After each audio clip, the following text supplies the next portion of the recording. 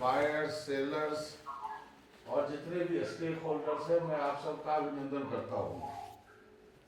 Saffron सैकड़ों सालों से कश्मीर में होता रहा है और इसमें काफ़ी डेवलपमेंट्स हुई है, लेकिन ये पहली दफ़ा है कि हम सैफरन फेस्टिवल का आयोजन कर रहे हैं। और ये एक फेस्टिवल सिर्फ आनंद का उत्सव नहीं है, ये जो 2-4 सालों में, जो पर्टिकुलरली लास्ट 2 सालों में जो डेवलपमेंट हुई है सैफरन के विकास के लिए, सैफरन को एक अच्छी पैकेजिंग, ग्रेडिंग और दूसरी चीज़ें देने के लिए, और इसको राष्ट्रीय और अंतर्राष्ट्रीय स्तर पर मार्केटिंग के लिए, इन सब का आज हम एक मिला जुला सेलिब्रेशन कर रहे हैं। इस एक दिवसीय सेलिब्रेशन में न सिर्फ बायर सेलर मीट होगा, कई सारे टेक्निकल सेशन आयोजित किए गए हैं जिसमें किसानों को जानकारियां दी जाएंगी, मार्केटिंग के क्या क्या नए अवसर हैं इनकी जानकारी दी जाएगी, और एक पूरी एक जो हमारे जितने भी लोग जुड़े हुए हैं इस सैफरन के साथ, आवाज नहीं आ रही।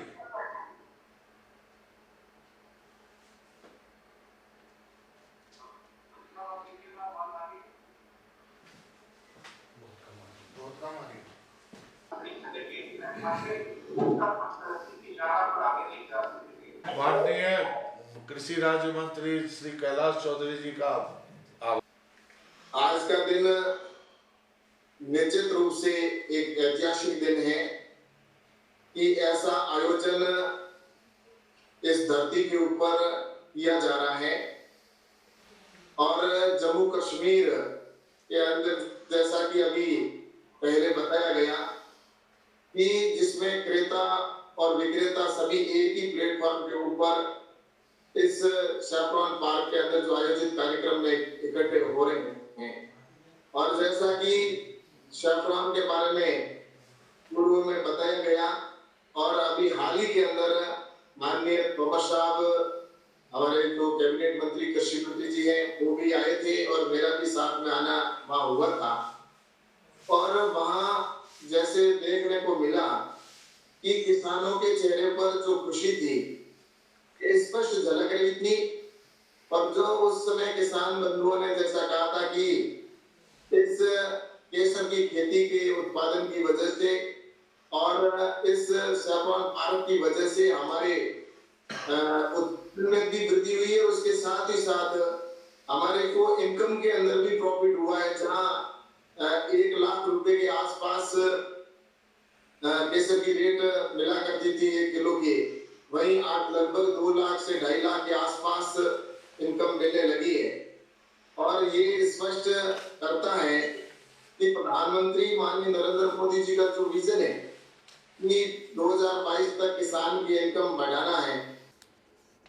हालांकि मैं वर्चुअल माध्यम से आप सभी से आज मुखातिब हूं, लेकिन खेत की माटी और सैफरन की सुगंध से सराबोर इस जश्न जाफरान में मैं आप सभी का स्वागत करता हूं, अभिनंदन करता हूं।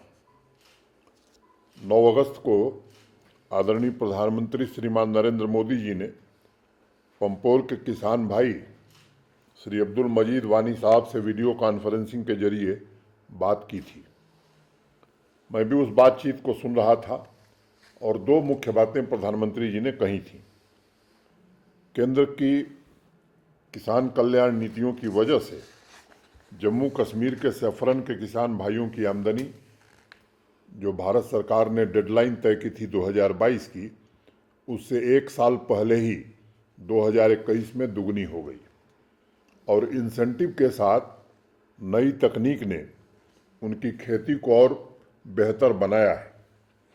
आज जब भी सैफरन की हार्वेस्टिंग के मुकद्दस मौके का जश्न मनाया जा रहा है, तो ये कहना जरूरी है कि खेत से लेकर रिटेल मार्केटिंग तक, यानी पूरी चेन में योजनाबद्ध सुधार करके आदरणीय प्रधानमंत्री जी ने कश्मीर से कन्याकुमारी तक किसानों के जीवन में एक बहुत बड़ा बदलाव किया है।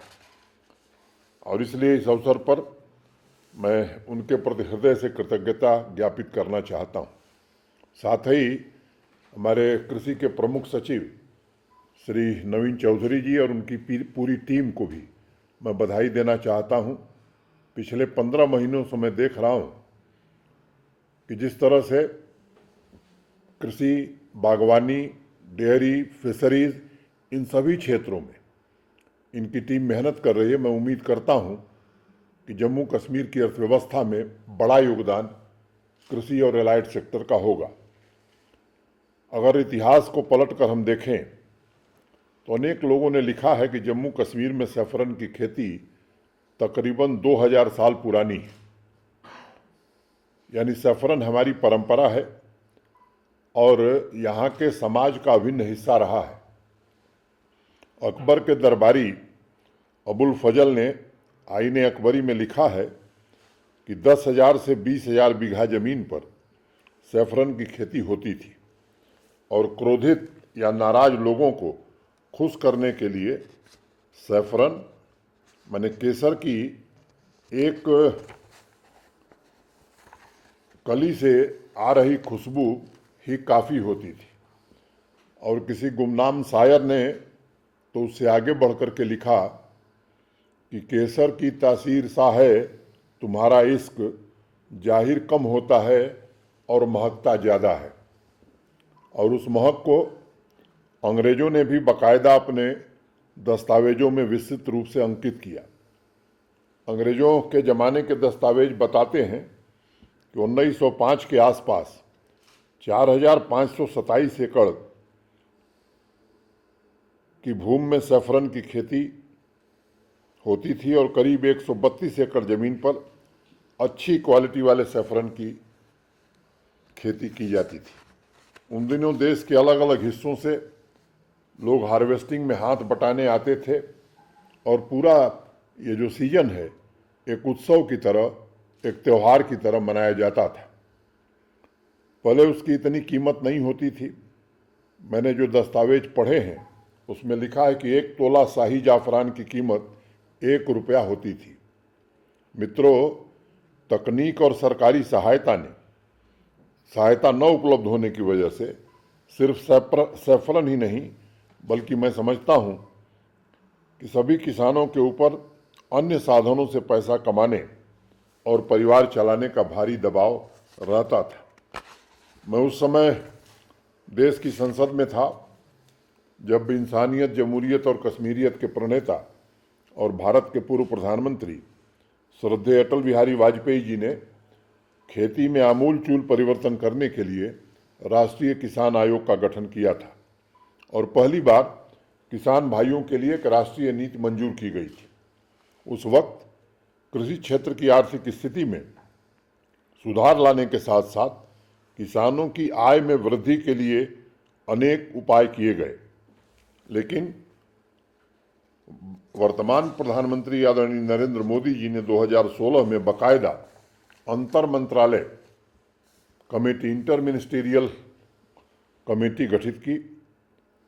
कृषि और हार्टिकल्चर में क्रांतिकारी बदलाव की शुरुआत वहीं से होती है और प्रधानमंत्री जी के विभिन्न इंटरवेंशन का परिणाम है कि आज जम्मू कश्मीर के किसान भाइयों की आमदनी पूरे देश में 5वें स्थान पर है और नेशनल एवरेज से 46% अधिक है। मित्रों, अभी हाल ही में सर्वे आया है, राष्ट्रीय सांख्यिकी सर्वे का आंकड़ा है, जिसमें कहा गया है कि मेघालय, पंजाब, हरियाणा, अरुणाचल प्रदेश के बाद सबसे ज़्यादा मासिक आमदनी यानी 18,918 रुपये प्रति महीने जम्मू कश्मीर के किसान भाइयों की है। अगर आप नेशनल एवरेज देखेंगे तो ये मात्र 10,218 रुपये। मैं मानता हूँ कि जम्मू कश्मीर की लगभग 70% आबादी जो कृषि पर निर्भर करती है, उसके लिए इस सीजन में इससे अच्छी कोई दूसरी खबर हो नहीं सकती। दूसरी संतोषप्रद बात यह है कि जिस 49% कृषि परिवारों ने हमारे कृषि विभाग के विभिन्न संस्थानों से तकनीकी सलाह मांगी है, मुझे खुशी है और मैं धन्यवाद देना चाहूँगा कृषि विभाग को और हमारे कृषि वैज्ञानिकों को कि उसमें से 98% कृषि परिवारों ने उन तकनीकों को प्रयोग में लाकर सुधारों की प्रक्रिया को आगे बढ़ाया है, मजबूत किया है। मित्रों, मैं भी गांव की पृष्ठभूमि से आता हूं और मुझे इस परिवर्तन का महत्व पता है। किसान का संस्कार धूल, मिट्टी और पसीने के बीच फलता फूलता है। इसलिए मैं मानता हूँ कि किसान भाइयों में जिस तरह की नैतिकता और मूल्यों का निर्माण होता है वह किसी और बिजनेस में नहीं हो सकता है। जैसा अभी नवीन चौधरी जी ने बताया, अकेले सैफरन से यूनियन टेरिटरी के 16,000 कृषि परिवार जुड़े हुए हैं और लगभग 3715 हेक्टेयर भूमि पर अभी इसकी खेती हो रही है। ये कोई छोटा मोटा आंकड़ा नहीं है, बल्कि तकनीक के इंटरवेंशन से जिस प्रकार अभी बात कही गई कि प्रति हेक्टेयर पैदावार बढ़ाई गई है, मैं समझता हूँ वो कृषि के अन्य क्षेत्रों के लिए भी महत्वपूर्ण साबित होगी। ठीक ही कहा फारूक खान साहब ने कि पहले प्रति हेक्टेयर 2.5 किलोग्राम सैफरन की पैदावार होती थी। आज ये आंकड़ा दुगुना यानी 5 किलोग्राम प्रति हेक्टेयर हो गया है। इसका अर्थ सीधा है, पैदावार दुगना होने के साथ साथ आय भी दुगनी हुई है। और इसलिए मैं मानता हूं कि जम्मू कश्मीर में विकास और तरक्की का रास्ता गांव और खेतों से होकर के ही गुजरता है। आज जो परिणाम दिखाई पड़ रहे हैं उसके पीछे एक लंबी साधना है, लंबा प्रयास है। पिछले साल कृषि विभाग के अथक प्रयत्न से ज्योग्राफिकल इंडिकेशन टैग यानी जीआई टैग सैफरन को मिला और इसके इंटरनेशनल मार्केट में एक पावरफुल ब्रांड बनने का रास्ता तैयार हुआ। अगर हम क्वालिटी की बात करें तो जम्मू कश्मीर का सैफरन अन्य देशों के मुकाबले बहुत ही बेहतर है, लेकिन जीआई टैग के अभाव के कारण दूसरे देशों में जो सैफरन का उत्पादन होता था, जिनकी क्वालिटी इतनी अच्छी नहीं होती थी, वो विश्व बाजार पर हावी रहते थे। मित्रों, जीआई टैग मिलने के पश्चात जब इसे पिछले साल दुबई में लॉन्च किया गया तो बहुत ही उत्साहवर्धक परिणाम आए हैं। अब न सिर्फ एक्सपोर्ट बढ़ेगा, बल्कि प्रधानमंत्री जी की पहल पर बनाए गए पैम्पोर ट्रेडिंग सेंटर से किसान भाइयों को देश के अन्य हिस्सों में भी इसे बेचने में आसानी होगी। इसके अलावा इस साल अगस्त में प्रधानमंत्री जी ने एक और तोहफा दिया। नेफेड, जो जम्मू कश्मीर प्रशासन के साथ मिलकर के हाई डेंसिटी प्लांटेशन पर काम कर रहा है, वो देश भर में जम्मू कश्मीर के सैफरन को बेचेगा। पुलवामा, बडगांव या अन्य स्थानों के किसान भाइयों को इससे भारी राहत मिलेगी और मुझे लगता है कि अब दुगनी के बजाय आमदनी तिगुनी की दिशा में बढ़ेगी। मैं आज जश्न के अवसर पर जम्मू कश्मीर की माताओं और बहनों का भी अभिनंदन करना चाहता हूँ।